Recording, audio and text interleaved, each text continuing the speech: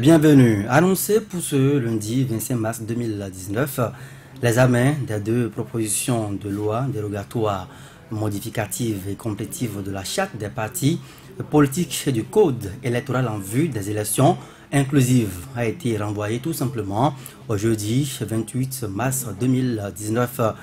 Les deux propositions de loi dérogatoires n'ont pas donc pu être examinées quelques minutes après l'ouverture de la session de ce lundi.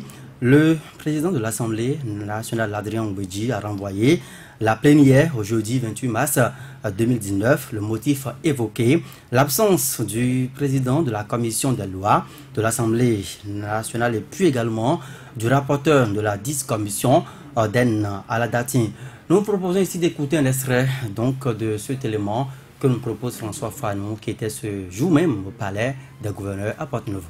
Bonsoir. La loi dérogatoire modificative et complétive de la charte des partis politiques n'est pas examinée ce lundi où son rapport devait être soumis en plénière. Il n'en demeure pas moins pour celle du code électoral. Ni le président de la commission des lois ni son rapporteur n'étaient présents dans l'hémicycle pour la poursuite des travaux cet après-midi. Déjà que la piste de la procédure d'urgence que devraient connaître les deux lois dérogatoires est écartée, les députés doivent connaître du dossier du rapport proposé 48 heures avant son examen. Les travaux sont à nouveau renvoyés au jeudi. L'ordre du jour appelle en point 1 l'examen de la proposition de loi dérogatoire modificative et complétive de la loi numéro 2018-23 du 17 septembre 2018 portant charte des partis politiques en République du Bénin en vue des élections législatives de 2019. Bien, président de la commission des lois, il n'est pas là. Rapporteur, il n'est pas là. Très bien, la séance est suspendue pour permettre à la commission de faire son rapport. Il n'y a ni président ni rapporteur, suspendu jusqu'à jeudi. Le temps de faire le rapport, de le multiplier, il faut 48 heures, n'est-ce pas? Puisque la procédure d'urgence n'avait pas été acceptée. La séance est suspendue et sera reprise jeudi matin à 10 heures. À l'instant, Maître Adrien Ngouedji, président de l'Assemblée nationale, qui explique le renvoi de l'examen des deux textes de loi dérogatoires pour une sortie de crise préélectorale. Une crise due à l'absence des partis d'opposition sur la liste des prochaines législatives. C'est un troisième report après ceux du lundi 18 et du jeudi 21 mars dernier. La commission des lois poursuit ses travaux. François Fan, Porto-Nouveau, Soleil FM.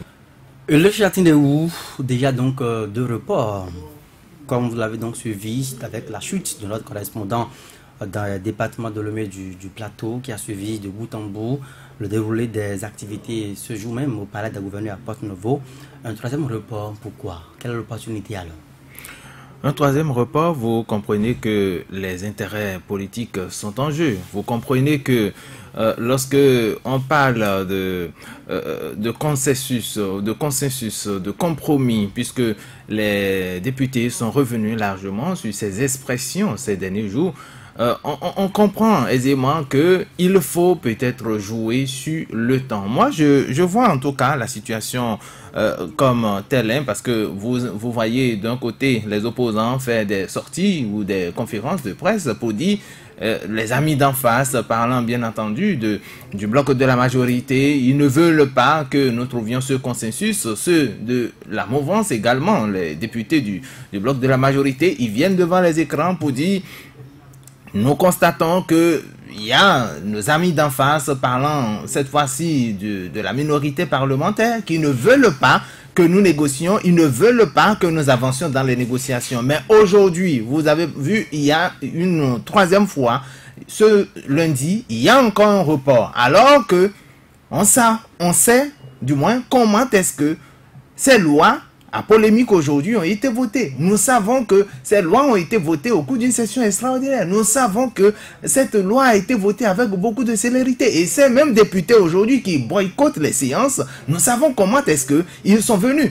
On parle on dit très souvent, sinon j'entends ceux de la majorité parlementaire dire par exemple que ce sont ceux de l'opposition qui ne veulent pas que nous allions aux élections. Ce sont ceux de l'opposition qui bloquent aujourd'hui le consensus. Ce sont ceux de l'opposition qui ne nous facilitent pas les négociations. Mais lorsqu'il faut négocier, il faut d'abord venir à l'Assemblée. Ils ne sont pas là, ils ne sont pas venus. Quelle raison peut-on avancer?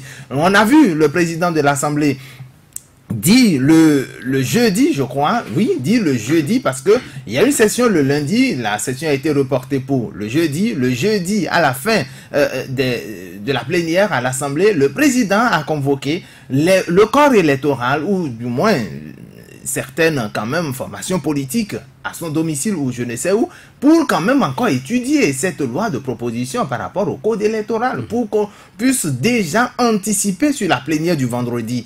Ceux de la mouvance, une fois encore, ont boycotté cette séance-là. Et le président de l'Assemblée était obligé de ramener le code, ou du moins la proposition du comité paritaire, de ramener encore intacte cette proposition à la plénière pour qu'on puisse étudier. Finalement, vous avez posé la question à savoir où se trouve aujourd'hui le problème. Pourquoi nous allons de report en report? Et je répondrai par ceci. Ils veulent, ou du moins, enfin, ce n'est peut-être qu'une intention que je leur prête, mais je pense, pour mon avis, que cette intention aujourd'hui semble être justifiée ou trouver en tout cas un socle, puisque, bon, je dis d'abord, l'intention c'est quoi? C'est que nous allions à la révision naturellement de de la Constitution. Mais puisque vous avez suivi en intersemaine les partis même qui soutiennent le gouvernement, dit que la révision n'est pas également à l'ordre du jour. Non, mais aujourd'hui, pourquoi on ne veut pas, d'accord, travailler ou étudier les deux lois qui ont été déjà proposées pour qu'on puisse sortir de l'impasse? C'est parce que entre-temps, il y a la loi, ou la loi dérogatoire pour modifier l'article 80 qui a été retiré, et ceux de la mouvance ou ceux de la majorité, ils ont fait une conférence de presse pour dire nous ne sommes pas d'accord parce que ce n'est pas ce qui a été décidé. Vous pensez que c'est un jeu flou qui se met? C'est un jeu flou. Ils veulent de la chose. Visiblement, personne ne veut assumer la paternité de cette révision. Tout à fait. Ils veulent de la chose, mais ils ne le disent pas à haute et intelligible voix. Ils passent. Bon, enfin, et le président de l'Assemblée l'a dit, qu'un seul doigt ne peut quand même cacher la forêt ou ne peut nous empêcher d'évoluer dans ce que nous sommes en train de vouloir faire. Autrement dit, c'est dire que ceux-là, ou du moins la majorité aujourd'hui, est en train de vouloir faire blocage à ce processus-là. Parce qu'on a parlé, même le président l'a évoqué tout à l'heure dans son discours, il a dit, je voulais qu'on puisse procéder par procédure d'urgence, mais ça n'a pas été accepté. Voilà. Or, ces mêmes députés, vous savez, lorsque la proposition de la révision entre-temps a échoué, je crois pour la seconde fois, et on a dit, mais il fallait des amendements. Ils ont dit, écoutez, arrêtez, suspendez la séance, nous irons réfléchir, et nous revenons dans quelques minutes, et ils sont revenus avec une autre proposition. C'est dire que, l'enjeu était de taille. L'enjeu était de taille. Pourquoi ne pas vouloir aujourd'hui anticiper, presser ou du moins aller un peu plus vite pour qu'on aille aux élections? Vigile Avanceur, est-ce que vous mettez sur le coup également des calculs politiques, puisque je dois répéter ici le député Jean-Michel Labimbola sur une chaîne à l'international qui disait que le parlementarisme obligeait les députés à faire des tractations avant d'aller en plénière pour ne pas aller se heurter à une muraille d'échecs. Est-ce que vous mettez sur le coup de cette explication-là le report aujourd'hui constaté? Je pense que ce qui se joue au Parlement se dessine d'abord en dehors du Parlement. Ce qui se joue actuellement, quand vous étudiez correctement les choses, quand vous avez suivi, n'est-ce pas, les faits, les événements juste là. Parce que ce n'est plus compliqué à observer qu'il y a comme une partie qui n'est pas disposée au dialogue. Je le dis en me référant encore une fois aux faits. Aux faits, en partant d'abord des propositions où ces partis-là, le Parti républicain et le Bloc républicain progressiste, on dit qu'ils n'ont aucun problème avec les textes, donc ce n'était pas à eux de faire des propositions. On est allé au Parlement. La session extraordinaire convoquée à cet effet a failli ne pas se tenir. 43 députés. Le quorum était atteint à peine. Vous voyez, ça veut dire qu'à un ou deux députés, on n'en serait même pas là. Et puis, vous avez vu l'allure des débats. Vous avez vu la prise de position des uns et des autres. Et la demande par le président de l'Assemblée nationale comme les Béninois pensent, et comme certainement le chef de l'État pense, il est urgent, n'est-ce pas, qu'on sorte de cette situation, que la situation soit débloquée. Mais les députés, dans leur majorité, notamment les députés du BMP, ont estimé que non, il n'y a pas urgence, qu'il faut aller normalement. Il faut aller normalement. Le dossier... On a 15 jours. On a 15 jours, j'en viens. Le dossier, comme de pratique à l'Assemblée nationale, renvoyé donc en commission pour avoir un rapport pour pouvoir statuer là-dessus, statuer sur ces lois-là en plénière. Vous avez vu ce qui se joue. Vous avez quand même l'ambiance des commissions, de la commission de moins des lois. Presque les députés ont failli en venir aux mains la dernière fois. Ce n'est pas une indiscrétion. Vous voyez? Et aujourd'hui particulièrement, la commission s'est réunie normalement, disons, oui, à midi, pour suspendre et reprendre à 15h. De 15h, la commission ne s'est jamais réunie. Qu'est-ce que la commission ne s'est pas retrouvée à nouveau parce que le président n'est pas revenu, le rapporteur non plus, et les députés BMP également ont disparu. Il ne restait que la minorité. Il ne restait que la minorité. Pour les membres de la minorité, membres de la commission. Quand vous dites que les députés BMP ont disparu, ils sont allés où? Mais c'est des faits. J'évoque des faits. Je vous dis aujourd'hui, les députés BMP de la commission des lois ont disparu. De la salle? Bien sûr, de la réunion, de la conférence de la commission. Là où la réunion se tenait. Ils ne sont plus revenus. Et naturellement, le président de la commission des lois n'est pas revenu en plénière. Le rapporteur non plus. Vous avez suivi tantôt le président de l'Assemblée nationale. Donc, c'est très clair qu'il y a comme une partie qui ne veut pas, n'est-ce pas, que les choses se débloquent. Mais si je m'en tiens aux informations que nous avions eues il y a un instant même, on aurait aperçu le rapporteur de la commission des lois, Orden Aladati, juste quelques minutes après la suspension de la plénière renvoyée à jeudi prochain. Oui, mais toujours dans les locaux de l'Assemblée. Mais bien sûr, à l'Assemblée, il a des bureaux. Si je m'enferme, je suis président de la commission des lois, ou je suis rapporteur, je m'enferme, on ne va pas envoyer quand même des militaires pour me déloger. Donc c'est normal qu'une fois le coup accompli, qu'il puisse sortir, que vous puissiez le voir. Peut-être qu'il soit en train de rentrer chez lui. C'est comme ça. Et donc, pour moi, ce sont des éléments très clairs, des éléments sans équivoque qui, eh bien, corroborent ce qu'on savait déjà, puisque là encore, ce n'est pas c'est juste des indiscrétions qui se confirment. Et vous n'avez qu'à écouter dans vos milieux, où on vous dit que ce qui se joue, c'est juste pour que, n'est-ce pas, on soit mis devant le fait accompli, que ces deux listes-là seulement aillent en compétition pour les législatives à venir le 28 avril prochain, et que tout le reste n'est que, n'est-ce pas, dilatoire, n'est que manœuvre, n'est-ce pas, pour pouvoir atteindre cet objectif. Saturnin Diassou, est-ce que c'est un marché de dupes qui est en train d'être conclu comme ça, avec cette balle renvoyée au Parlement entre les députés de la majorité de la minorité, en réalité, qui doit faire le premier pas et qui doit pouvoir s'assouplir ou pas? Je ne répondrai pas que ça doit être ceux de la minorité qui feraient le premier pas ou qui doivent s'assouplir.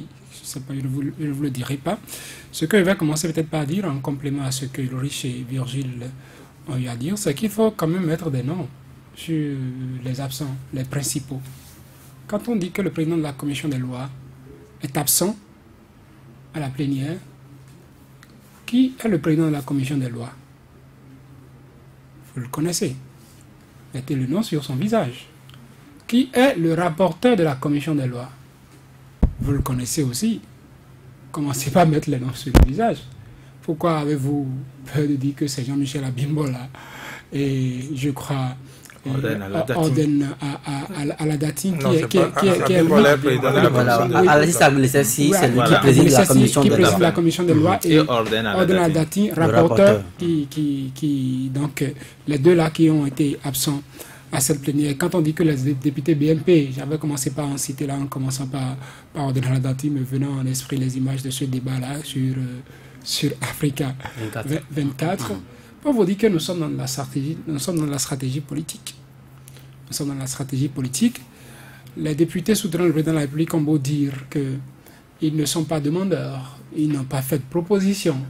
On a quand même vu il y a quelques jours une proposition transparaître sur la feuille des propositions déposées à l'Assemblée nationale, la révision de l'article 80 de notre Constitution. S'ils ne sont pas demandeurs et que de par leur agissement, ils mettent les Béninois devant le fait accompli, ce ne sera plus eux qui auraient occasionné de fait cette révision. Ce serait que, bon, le temps ne nous a pas laissé le choix, nous nous sommes retrouvés dans un mouchoir de poche, il fallait quand même sauter les verrous pour faire la prorogation, ne serait-ce 45 jours, comme d'aucuns sont en train de le demander. Vigila fait appel à des faits, moi-même je fais appel à des faits en disant ça, en disant que la session extraordinaire à l'Assemblée nationale, nous savons tous que c'est pour 2 semaines que ça dure, et que la session actuelle a été ouverte lundi dernier. Nous sommes dans la dernière semaine.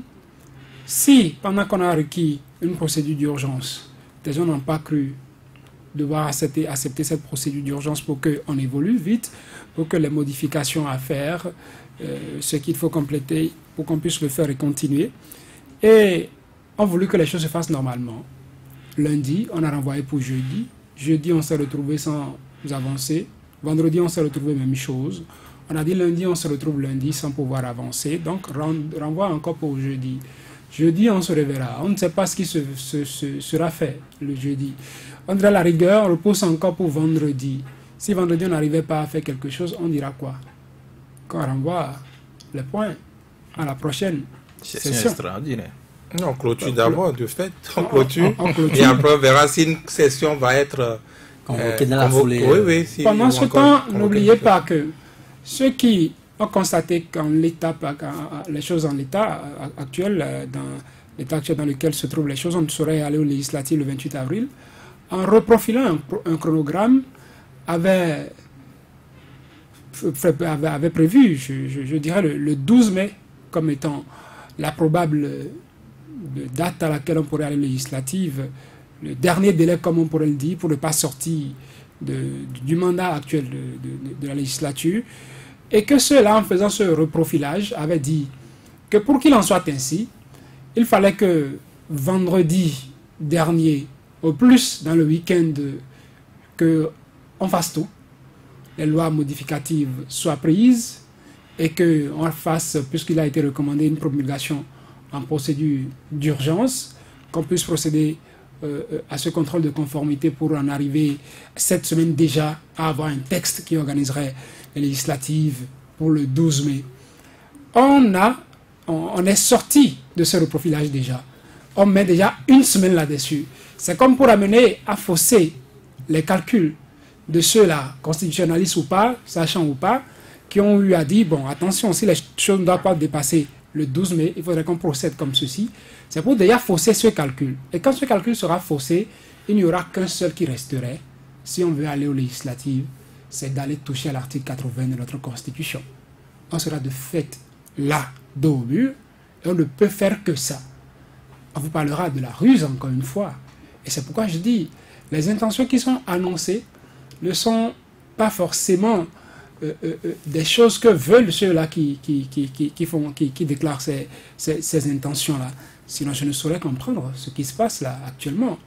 Les députés de la minorité, eux, disent on ne veut pas aller toucher à l'article 80 de la Constitution. Ceux de la majorité disent bon, vous ne voulez pas toucher à l'article 80, nous on n'est peut-être pas demandeurs. Pourquoi les obliger eux aussi à accepter de faire les modifications qui sont demandées? Donc chacun joue selon sa position, selon ses forces, en attendant que quelque chose se profile à l'horizon. Pour l'instant, nous en sommes là. Et bien, nous observons. Est-ce, comme Virgile l'a dit, une manière d'amener à continuer désormais le processus avec les 2 listes qui ont été validées par la Sénat? N'oubliez pas que la Sénat, elle aussi, entre-temps, a commencé par marquer les pas, comme on le dit, parce qu'il doit avoir positionnement sur le spécimen du bulletin unique. On saurait faire tout ça sans avoir une idée claire de là où on va. Nous sommes en politique. Et les politiciens sont en train de riser avec les Béninois qui observent. Les jours à venir détermineront, en tout cas peut-être feront tomber les masques et on saura qui est qui. Gilles Avancet, est-ce que la ruse, la rage, j'ajouterais volontiers, la malice, sont des éléments à invoquer pour expliquer ce que nous vivons actuellement? Parce que dans l'opinion, rassurez-vous, il y en a qui continuent de dire qu'il n'y a pas de crise électorale au Bénin. Mais justement, je vous dis, je ne sais pas si vous me comprenez, je vous dis qu'il se dit dans des milieux que cela a été décidé. Tout ce qui se joue aujourd'hui, et malheureusement les faits donnent raison à ceux-là qui pensent là, cela a été décidé que ça va se passer ainsi jusqu'à se retrouver, n'est-ce pas, devant le fait accompli, forcé à aller à ces législatives-là avec ces 2 listes. Bon, est-ce que c'est possible? Je n'en sais rien, c'est un autre débat. Mais quant à la révision de la Constitution, mais la révision de la Constitution ne va pas s'imposer de fait. Pas du tout. Comment ça? La révision de la Constitution ne va pas s'imposer de fait. Si tous les calculs sont out et que c'est la porte du salut.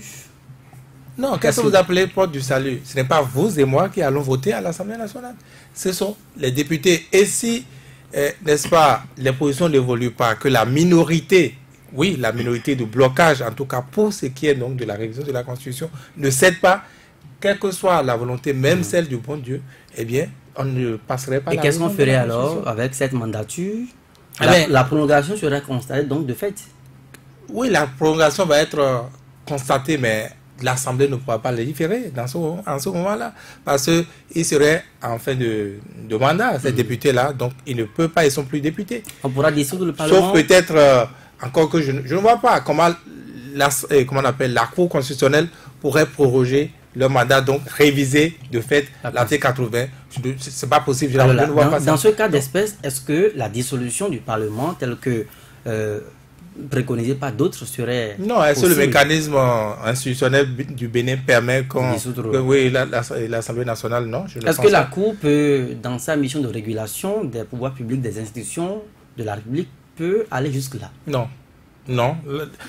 C'est vrai que la Cour constitutionnelle a, n'est-ce pas, cette mission-là de régulation des institutions, mais je ne sais pas, dans une circonstance comme celle-ci, l'ordre qu'elle va donner à l'Assemblée nationale, qui va, comme je disais, influencer la volonté des uns et des autres, dans un sens ou un autre. Je n'arrête pas à dire, il y a un rôle de la Cour que peut-être vous ne le percevez pas encore. La Cour ne va peut-être pas dire, bon, je proroge de fait le mandat des députés de l'actuelle législature, mais n'oubliez pas qu'il y a un point qui est là. La Sénat a déjà validé des listes qui sont en attente. Le processus n'a pas encore été remis officiellement en cause parce qu'il n'y a pas une loi qui a été votée en la matière. À défaut que la Cour constitutionnelle proroge le mandat des députés à l'Assemblée nationale, la Cour constitutionnelle d'ici la semaine prochaine peut constater que le temps qui nous reste pour aller aux législatives ne nous permet plus d'attendre un éventuel consensus et on donnerait simplement à la Sénat du fait de continuer son processus. Oui, c'est ce que j'allais évoquer. C'est la seule possibilité qui resterait. Et là, c'est que la Sénat va lancer avec les deux listes. C'est la seule possibilité qui resterait à la Cour constitutionnelle dans sa mission de régulation, encore une fois, parce qu'on peut dire que ce qui se joue à l'Assemblée, en principe, maintenant, n'engage pas la Cour constitutionnelle. C'est, comme on dirait, c'est une faveur qu'on veut accorder en griffe à ces partis de l'opposition. Parce que l'officiel, la Cour constitutionnelle, la tient, c'est-à-dire que les 2 listes sorties, n'est-ce pas, officiellement des officines de la Sénat, c'est ça que la Cour constitutionnelle reconnaît.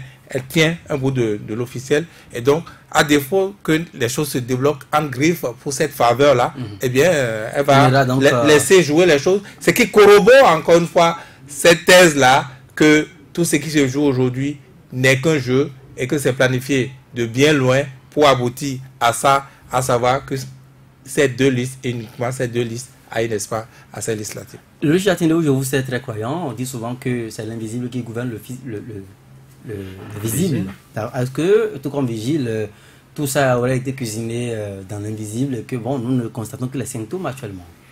Écoutez, je crois que le chef de l'État a une majorité au Parlement et c'est cette majorité qui, depuis, je crois, 3 ans et demi ou environ 3 ans en tout cas, l'accompagne dans l'action gouvernementale. Ils le soutiennent d'ailleurs, ils le disent publiquement, au lieu de contrôler l'action du gouvernement, ils disent nous soutenons le régime, nous soutenons le PAG, nous soutenons donc les actions du gouvernement. Donc c'est clair que lorsque vous soutenez quelqu'un, vous devriez a priori avoir un contrat avec ce dernier, ou du moins vous devriez quand même échanger sur un certain nombre de choses. Et aujourd'hui encore, puisque c'est de l'Assemblée qu'il s'agit, et cette réforme-là, vous avez vu le chef de l'État, lorsqu'il rencontrait les partis de l'opposition au Parlement, il a défendu la position de son ministre. Il a dit pourquoi ces formations politiques de l'opposition ne pouvaient pas. On n'a pas donné la parole au ministre de l'Intérieur d'expliquer ce qui est arrivé pour que lui, en tant que père de la nation, il puisse conclure.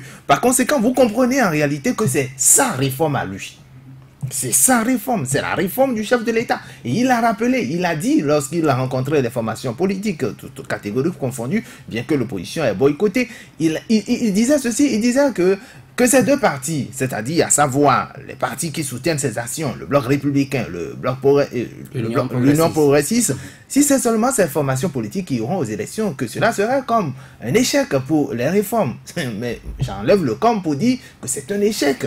Il faut qu'ils puissent reconnaître que c'est un échec. Parce que lorsque vous voulez voter, et c'est là encore, on suppose que la thèse en réalité du complot est bien mise en branle, parce que vous voulez réformer le système partisan. Nous avons un code électoral. Il reste en réalité la loi sur le financement des partis politiques. Vous ne votez pas ça. Il y a des partis qui, ma foi, se résument peut-être à 2 ou à 3 individus, mais qui ont trouvé ces 249 millions et qui ont déposé leur dossier, qui se résume à 2 à 3 individus. Comment ça peut se résumer à 2 à 3 individus? Bon, enfin, non, 15 pas communes, d'accord. Je dis, quand je parle de... Vous nous appelez les têtes de pont, c'est ça? C'est ça ce que je veux dire. Et vous comprenez bien ce que je dis, Vigile Avancé. Vous comprenez ce que je dis? Non. Théoriquement, non. Non, bon, d'accord. Il y a, donc je reprends, il y a des formations, nous savons ils ont 1555 membres ou membres fondateurs, si vous voulez. Mais dans la réalité, on sait combien de ceux-là peuvent quand même trouver 3 millions. Si on suppose que les 83 qui doivent déposer leur nom tout au moins, ils doivent payer les 3 millions. Encore que ce n'est pas l'idée ou la volonté du chef de l'État, ce n'est pas les candidats qui doivent payer, c'est les militants qui doivent payer pour porter en réalité leur candidat. Mais ce n'est pas le cas. Combien? Vous pensez que ces partis, pour vous répéter, qui se résument à 2 ou à 3 personnes, oui, mais auraient bénéficié de financement occulte et que la réforme du chef aurait échoué? La réforme a échoué. La réforme aujourd'hui a échoué. Qu'on soit d'accord tout au moins là-dessus, la réforme a échoué. Et c'est pourquoi nous sommes repartis à l'Assemblée pour toiletter les tests. Les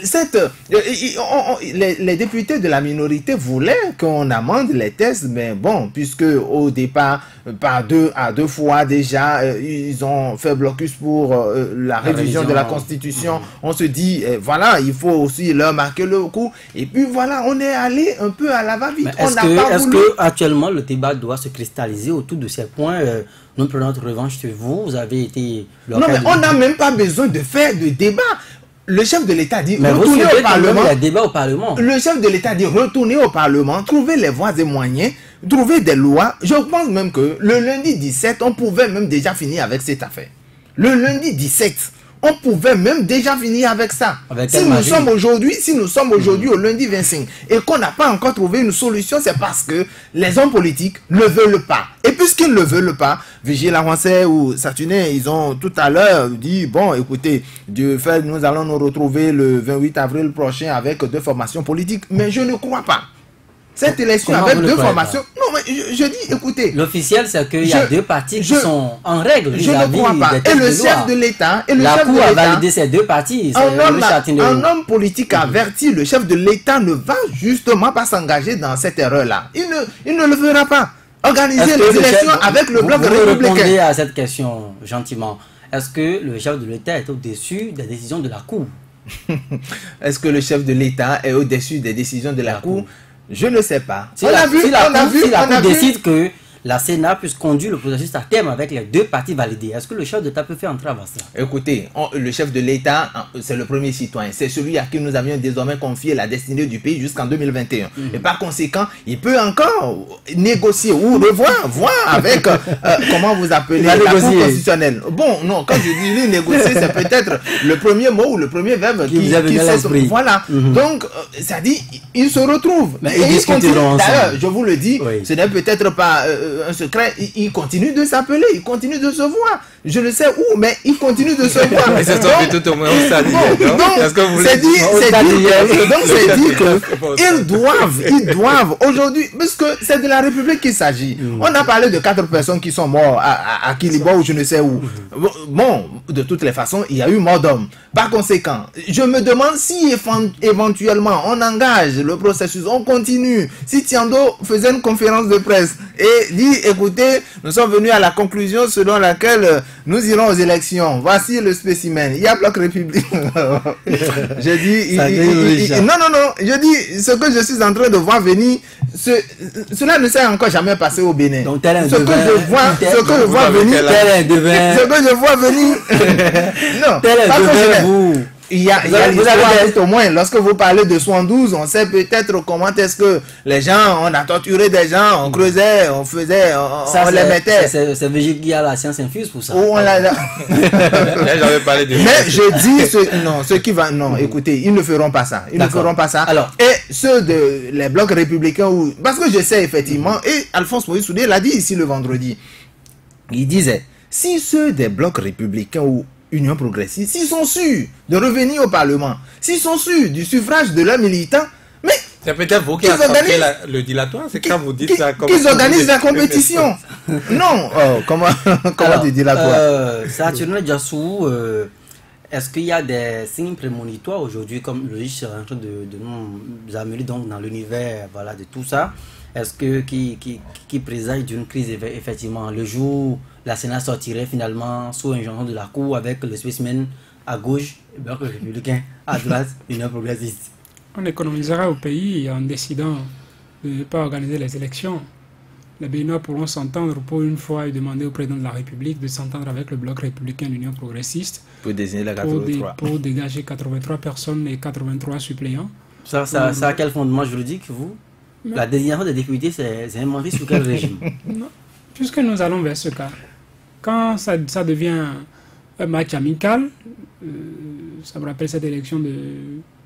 Je crois que c'était 96, 87 ou 2001. Oui. Où, à quelques jours des élections, celui qui devrait se retrouver au second tour a dit non, j'en veux pas. Et puis quelques jours après, l'autre aussi a dit j'en veux pas. Et on s'est retrouvé à jouer un match amical. La compétition était déjà engagée. Et cette fois, c'était démocratique. On est tout au moins allé à la compétition. Ici, on nous empêche d'aller à la compétition. Il y a compétition, non? Il y a 2 listes qui sont en compétition. Donc, il y aura la liste Union progressiste et le bloc républicain. Sauf que, comme je dis, si on pouvait s'entendre réellement, on ferait des économies. On ferait franchement des économies. Ça, ce n'est pas de l'ironie que je suis en train de faire. En sacrifiant les valeurs de la démocratie, l'élection, le pouvoir du peuple à décider de qui représentera donc ce serait on peut pas. Est-ce qu'il faut accepter de dépenser tous ces milliards-là pour un résultat qu'on a? Mais on organisera quand même tout au moins pour crédibiliser le processus démocratique. Crédibiliser quoi? Dans des élections législatives auxquelles ne prennent pas part des partis de l'opposition? Quel est le crédit que vous voulez? Vous aurez beau dépenser des milliards pour ça, ça restera ce que c'est. Mais vous avez entendu les leaders du bloc de l'Union progressiste qui ont dit qu'ils iront aux élections, qu'ils sont prêts pour aller aux élections. Oui, c'est leur élection. Si c'est le cas, ça va être leur élection. Comment ne pas être prêt pour ne pas aller à ces élections? Les Béninois qui voudront sortir pour aller voter ce jour-là iront voter. Nous serons sur le terrain, on va faire notre devoir de citoyen d'abord et de ceux-là qui... Vous irez voter. C'est de ça qu'il s'agit. Il y a le bon citoyen, il y a également le devoir du journaliste. Et il y a également l'habitant. Qu'il faut jouer. Nous serons sur le terrain, on va faire la couverture, on va rendre compte à nos auditeurs. Et puis le Bénin continuera d'écrire son histoire avec des acteurs de cette époque-ci qui ont choisi de s'illustrer en étant personnages principaux ou personnages secondaires. C'est un peu le cas qu'on a déjà décrit là. On va jouer les chronos, de l'Assemblée nationale rien ne sortira. soit ça va être comme une revanche comme vous êtes en train de l'instituer. Ceux qui ont fait échec à la révision de la Constitution seront finalement les mêmes à demander maintenant qu'on révise la Constitution. Parce que ceux du bloc républicain, sinon le bloc de la majorité parlementaire peut se dire jamais nous allons demander nous-mêmes la révision de la Constitution, mais on va les pousser au pied du mur, que la seule option qu'ils auraient soit qu'eux-mêmes demandent qu'on révise l'article 80. Mais est-ce que c'est plausible pour eux de finir par succomber à ce qu'on pourrait appeler chantage, ou bien le jeu du temps, finalement? C'est le temps qui joue. Ce n'est pas succomber, c'est le temps qui joue. On se retrouvera un jour où ce serait la seule option qu'il y aurait. Vigile ne voit pas la chose de cette façon-là. Vigile avancé. Est-ce que les députés minoritaires aujourd'hui peuvent être finalement obligés de demander une révision de la Constitution? Ce n'est pas un piège. Non, quand vous lisez les choses, non, je n'envisage pas ça. Je n'envisage pas ça. Vous savez, je vous dis encore, c'est pas compliqué de mon point de vue à lire, à interpréter. Vous avez suivi aujourd'hui, certains journaux ont dit que oui, les députés BMP sont en rupture de banc avec le chef de l'État parce qu'ils voient que le chef de l'État veut les pousser, n'est-ce pas, vers quelque chose qu'ils n'accepteraient pas. Ce n'est pas gratuit. Ce n'est pas gratuit tout ça. Puisque... C'est comme pour dire le chef veut, mais ce sont les députés qui... Exactement, le chef veut, mais ce sont les députés qui n'en veulent pas. Le chef de l'État aussi. Mais comment on peut croire ça, vous aussi? Je vous dis, c'est basique. Hein. Comment on peut imaginer que le chef de l'État qui...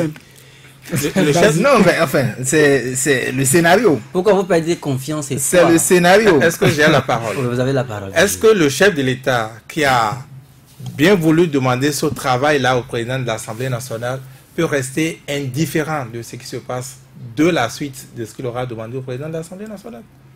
Je ne crois pas. Et donc, tout comme les citoyens béninois, le chef de l'État s'informe et s'informe mieux, a le privilège de discuter avec les acteurs principaux qui, dans ce qui se passe, sont ses alliés, ou tout au moins, ses forces à l'Assemblée nationale. Si il n'est pas d'accord avec ce qui se passe, avec ce que j'ai décrit tantôt, tout ce qui se joue, n'est-ce pas, le minimum, c'est quand même de leur dire non, je n'ai pas changé. Ma volonté, c'est que les choses se débloquent. Et donc, c'est une stratégie aussi en politique. Ce qui se joue, c'est aussi simple. Maintenant, est-ce que cela réussira au pouvoir? Je n'en sais rien. Mais il est fondamental aujourd'hui, et plus que jamais, que le chef de l'État donne enfin publiquement sa position. Puisse, n'est-ce pas, publiquement donner des consignes à ces députés. Vous avez suivi la rencontre entre le chef de l'État et puis les OSC de la plateforme électorale? Mais bien sûr. Vous n'avez pas saisi sa position officielle à l'issue de cette rencontre? Bien sûr. La révision de la Constitution. Vous me parlerez aussi de sa rencontre avec le président de CFO, Dieudonné Soglou. Mais il est aussi en politique que ce qu'on ne veut pas, on le désire ardemment pour montrer qu'on le veut. Ça, je reprends ainsi en désordre, je crois, le président français Charles de Gaulle, l'ancien président. Et donc, mais oui, ça également, c'est une stratégie en politique. Et donc, je pense qu'il a fort à faire aujourd'hui pour démontrer, pour se démarquer, n'est-ce pas, de ce qui se joue à l'Assemblée nationale, ce qui se joue par le BMP. Il a tellement de choses. J'avais oublié de parler donc de cette initiative du président de l'Assemblée nationale qui a voulu rencontrer la classe politique, donc les députés de la minorité, tout comme les députés BMP. Et vous avez constaté également là, ce sont les députés BMP qui n'étaient pas là. Le président de l'Assemblée l'a déploré. Et donc, je dis, quelle va être la couleur du ciel? Quelle va être la couleur du soleil? On n'en sait rien. Mais vendredi, on sera obligé, n'est-ce pas, de clôturer la session. Mais là, je le dirais sous forme de conseil. Sans doute, le président de l'Assemblée nationale va retourner au palais de la Marina, rencontrer le président de la République. Qu'il a investi bien sûr, de cette mission, et le rencontre tout au moins, si ce n'est pas un rapport définitif, tout au moins à mi-parcours, lui dit, voilà la mission telle que je l'ai exécutée. Non, lui, il a dit officiellement que lui, il est en fin de mission. Officiellement. Non, il disait qu'il était en fin de carrière. Voilà. il était en fin de carrière. Il n'a pas encore jeté l'éponge. Et ça également, je ne sais pas si vous avez fait attention, encore une fois. Les journaux ont écrit, n'est-ce pas, que Maître Adrien Oumbédi est en train de jeter l'éponge dans... Et puis finalement... Ouais, donc, tout ça, ce n'est pas gratuit. Donc, je crois que, certainement, vendredi, si les choses restaient en l'état, eh bien, on va constater encore une fois que la session a été clôturée sans le principal point à l'ordre du jour, avoir avancé sur le principal point à l'ordre du jour. Et donc, il reviendra au président de l'Assemblée nationale d'aller rencontrer, n'est-ce pas, le chef de l'État, lui rendre compte des difficultés qu'on a. Parce que si les choses se jouent comme ça, vous dites révision de la Constitution, révision de la Constitution. Mais si vous perdez le temps de cette manière-là, même quand on va vous donner 45 jours, c'est de la même manière que vous allez perdre ça. Je ne sais pas. En plus, réviser la Constitution pour 45 jours, je ne sais pas. Est-ce que c'est juste par défi? Parce qu'on a essayé de réviser la Constitution, il faut quand même y aller. Je ne vois pas l'importance. Mais je ne vous apprends rien. Vous savez que dans le contexte africain, lorsqu'on touche une seule virgule d'une constitution, le chef d'État vient dire bon, c'est une nouvelle constitution, nous avons le cas ivoirien. Est-ce que Alassane Dramane Ouattara serait encore gagnant? On ne le sait pas. De toute façon, je vous ai déjà dit. Est-ce que ça ne pèse pas? Est-ce que ça ne plane pas la solution, de mon point de vue, ne passerait pas par la révision. Pas une révision de la Constitution. J'en suis convaincu. Même si on va violer les délais légaux, constitutionnels et tout. Qu'est-ce qui se passe avec le Parlement illégitime, illégal, qui va exister finalement au-delà de la date butoir? Non, en tout cas, moi j'attends de voir, je dis encore une fois, la Cour constitutionnelle n'a pas pouvoir, n'est-ce pas, de proroger le mandat des députés. De fait, il va se constater que le Parlement est en fin de mission, il ne pourra pas voter de loi, ne pourra pas légiférer. Et donc, on va évoluer sans Parlement, peut-être avec le chef de l'État qui aura... Ça n'existera pas. Avec le chef de l'État qui aura la possibilité, n'est-ce pas, prendre par ordonnance, oui, bien sûr, par ordonnance, je crois l'article 66 ou 68, n'est-ce pas, de pouvoir légiférer et en même temps être l'exécutif. Ce serait malheureux, ce serait un grand recul. C'est une possibilité, tout comme l'autre possibilité, à savoir, eh bien, aller aux élections avec les deux partis. Ce cas que Virgile a renseigné n'arrivera pas. Vous êtes sûr et certain? Ça n'arrivera pas. Pourquoi? Parce que laisser la législature actuelle aller jusqu'en fin de mandat sans avoir organisé les élections, ce ne serait plus que c'est à l'Assemblée nationale qu'on a échoué. C'est la Cour constitutionnelle qui n'aura pas joué son rôle régulateur du fonctionnement des institutions. Et ce qu'on reproche au Parlement aujourd'hui, la Cour constitutionnelle ne voudra pas qu'on lui reproche ça demain. Donc elle ne va pas se taire comme si elle n'était pas dans le pays. Mais si c'est un préconçu, il parlait de théorie de complot tout à l'heure, Vigile parlait de quelque chose qui aurait été bien concocté. Si c'est le plan. Le plan, pour moi, comme on a commencé par le tracer, il est tripartite. Si je peux, en développant, je peux en trouver un autre. C'est que, on joue sur le délai avec la minorité parlementaire. Puisque, comme le disent les députés BNP, eux ne sont pas demandeurs. Leur parti, les listes ont été validées par la CEDA. Donc, eux, ils sont en règle. Ceux qui sont demandeurs, c'est qui? Ce sont les députés de la minorité parlementaire. Ce sont eux qui n'ont pas pu déposer leur liste. Ce sont eux qui veulent aller aux législatives. Ce sont eux qui disent pas d'élection sans l'opposition. Donc, puisque ce sont eux qui sont demandeurs, et qu'on a joué sur le temps qu'on ne pourra plus organiser ces élections avant le 28 avril, ni avant le 12 mai, s'ils veulent aller aux élections, il va leur revenir de trouver le mécanisme qu'ils vont proposer pour qu'on aille aux élections. Et comme je vous ai déjà dit, le seul mécanisme qu'ils trouveront, c'est de demander à ce qu'on touche maintenant la Constitution. Et ça va rejoindre les autres pour dire, finalement, ce n'est pas nous qui avons demandé. Ce sont eux-mêmes qui ont demandé. Dans la logique de Virgile vous a déjà dit que les députés de la minorité peuvent se dire, on reste là. On ne va pas demander cette révision de la Constitution. Et les autres qui sont en règle vont dire, vous ne voulez pas demander, non, restez là. Pendant ce temps, qu'est-ce que la Cour constitutionnelle va faire? La Cour constitutionnelle va interpeller la Sénat. C'est moi qui suis la Cour, garante du fonctionnement des institutions, puisque vous, Sénat, on a déjà atteint un certain niveau dans le processus, puisque eux, acteurs politiques à l'Assemblée nationale, n'arrivent pas à s'entendre, vous continuez le processus. Donc, ceux qui ne sont pas demandeurs, eux sont toujours en bonne posture, ils vont aux élections. Et puis, paf, Et vous pensez que la Cour ira dans ce sens, effectivement, parce La Cour ne se taira pas. Mais la Cour ne se taira pas jusqu'au 28 avril. La Cour doit également préserver la paix sociale. Si vous ne savez pas faire... Si dans une décision de la Cour, on doit susciter la guerre, l'insurrection et puis le débat. C'est quoi la guerre? C'est quoi l'insurrection? Qu'est-ce que la Cour aurait fait d'anormal là? La Cour n'a fait que demander à un processus qui a été en temps interrompu. La Cour, comme le dirait Vigile Avancé, il est sur ce plateau, les éléments de la Cour, les membres de la Cour, les sages de la Cour, dorment dans nos quartiers, dans nos maisons. On refuse pas. Et ils sont au courant des éléments de Kilibor, on refuse de Chaourou. Est-ce qu'ils ont réagi à ces éléments? Ils ont l'information de Saturne. Est-ce qu'ils ont réagi à ça jusqu'ici? C'est quand même simple. Si vous ne savez pas faire d'ici la semaine prochaine, parce que la Cour est là, la Cour est peut-être silencieuse maintenant, mais elle calcule. Elle calcule le temps. D'ici la semaine prochaine, vous pouvez entendre qu'un citoyen resté quelque part a saisi la Cour et demander à la Cour de déclarer que la Sénat est en train d'agir contre la Constitution parce qu'elle a interrompu un processus alors que l'actuelle législative doit terminer son mandat à tel endroit. Et puis la Cour va se saisir pour dire, bon, décide, Sénat, vous continuez, Et puis ça va. La Cour ne se taira pas jusqu'au 28 avril. Ça, moi, en tout cas, ça peut advenir. Maintenant, le schéma... Au risque que le pays s'embrase. C'est pourquoi je dis... Avec les voyants qui sont au rouge dans le pays. C'est soit on oblige les députés de la minorité parlementaire à demander la révision de la Constitution... Mais qui va les obliger? Qui va les obliger? Ils sont libres de leur mouvement. Mais le temps... On m'a dit, mais nous allons vers la fin de la législature. Si on ne révise pas, c'est qu'on va aux élections. Forcément, pour qu'on change. Et si on doit aller aux élections à l'état actuel des choses, c'est que les deux listes qui diront. Donc, en deux mots, on leur demandera choisissez le moindre mal.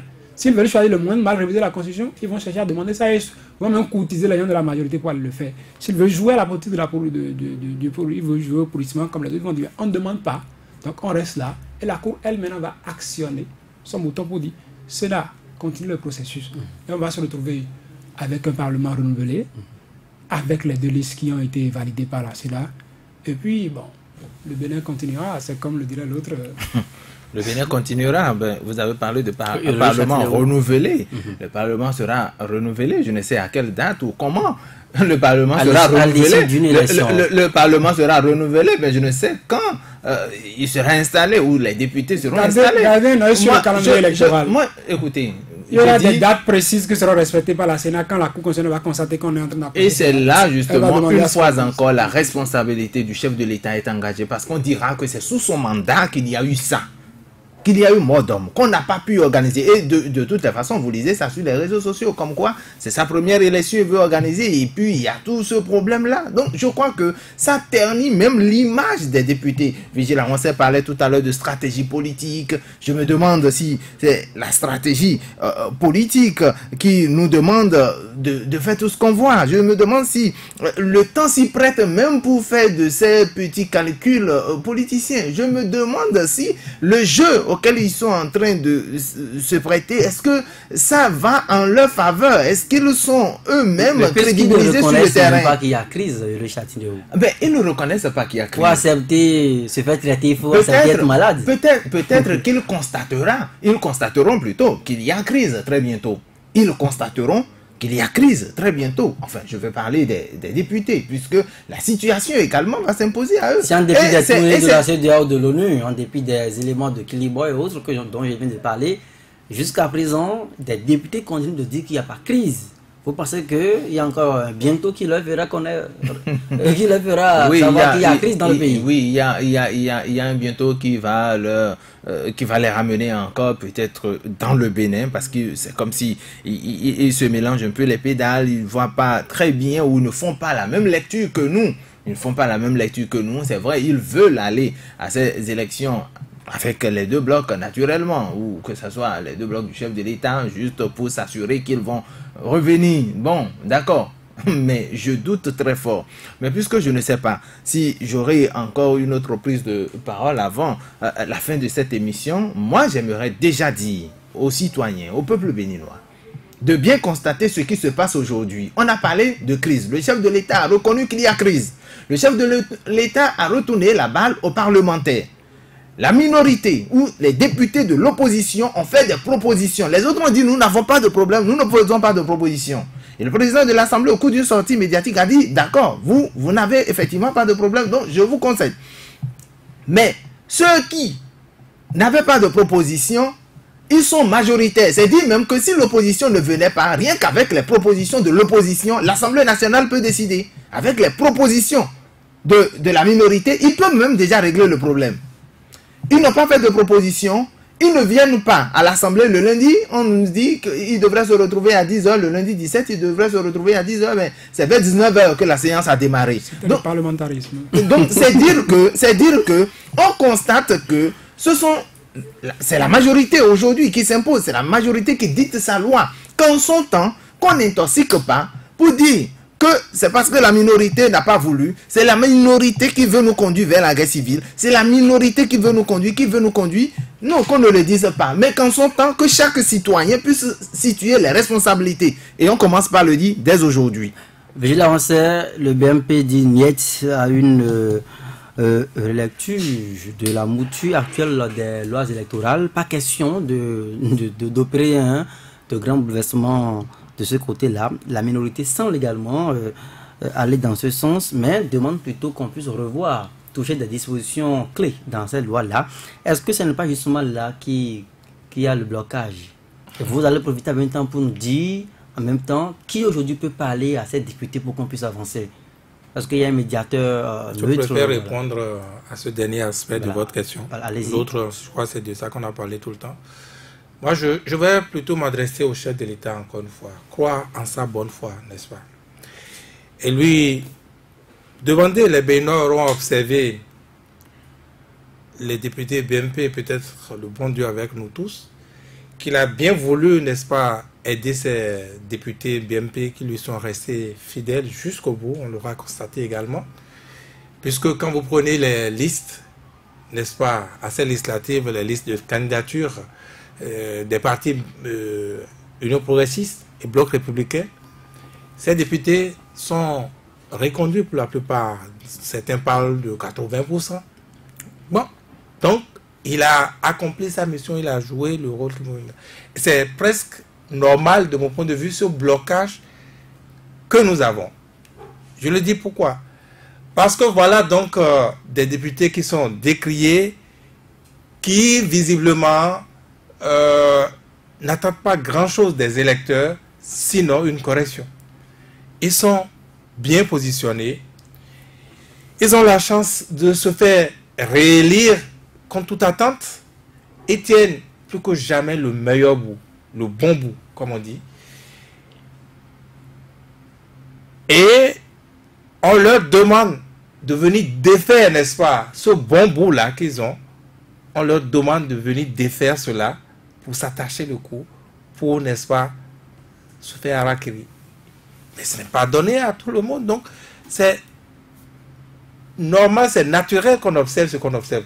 Maintenant, le déblocage, c'est le chef de l'État qui, comme je disais, a montré, n'est-ce pas, sa volonté à les accompagner, à leur rendre la monnaie qu'il a promise, si c'est le cas, pour tout ce qui a été fait au Parlement. Parce qu'un dirigeant, ça gère également la paix sociale, et c'est important. Au-delà de la démocratie, au-delà de tout ce que nous disons. Le pouvoir, c'est également la quiétude sociale. Donc, c'est le chef de l'État qui peut... Qui a la clé. Qui a la clé. De la solution. Et maintenant, c'est encore possible. D'accord. Saturne Yassouf, également en une minute. Qui, aujourd'hui, pour parler aux députés, pour qu'on puisse avancer? La personne s'appelle Patrice Talon. Et je trouve que c'est normal, hein, parce qu'on ne le voit peut-être pas. Si aujourd'hui, Patrice Talon, le président de la République, accepte que ces députés du bloc de la majorité parlementaire révisent la loi portant charte des partis politiques, révisent le code électoral, que restera-t-il de ces réformes? C'est que Patrice Talon a presque fini son mandat aujourd'hui. Comment rebondirait-il? Sur quel aspect avant 2021? C'est le peu qu'il a pu avoir comme gain jusqu'ici. Ce qui a été arraché à l'Assemblée nationale avec cette majorité. Donc remettre ça en cause, c'est comme d'une certaine manière perdre le pouvoir déjà, avant même la fin de son mandat. C'est se laisser guider par une minorité qui dit être portée par le peuple. Donc humainement, on peut le comprendre. Mais face à ce qu'on a devant nous, il faut savoir quelle est la décision qu'il faut prendre. Moi, je ne dirais pas que le président de la République a montré sa volonté. Moi, je ne dis plus ça. Moi, je dis plutôt que le président de la République a déclaré sa volonté. Parce qu'on est resté jusqu'ici à des déclarations d'intention. Et comme Virgile l'a dit, ça relève de la stratégie politique. que de dire au monde entier qu'on désire ardemment quelque chose, alors qu'au fond de soi, c'est le contraire. C'est le contraire qu'on souhaite. Et c'est peut-être de la diversion. Au finish, on dit, ben, il a quand même fait tout ce qu'il pouvait faire. Ce n'était pas lui, ce sont les députés, il a instruit. Et pourtant, c'est de la stratégie politique. C'est pourquoi moi je répète, la seule personne qui pourrait débloquer réellement, c'est le président de la République. Vous l'aurez donc compris, la solution, la clé pour sortir donc de cette crise électorale que nous vivons actuellement au Bénin s'appelle Patrice Talon, le chef de l'État, le père de la nation, qui devra donc faire parler son cœur de père, exactement, pour que nous puissions avancer. Propos donc des journalistes en plateau ici à Soleil FM. Cette émission est enfin terminée, mise en onde par Georges Ponouf, qui est désormais assis de l'autre côté. Quant à moi, on se retrouve encore demain à partir de 18h.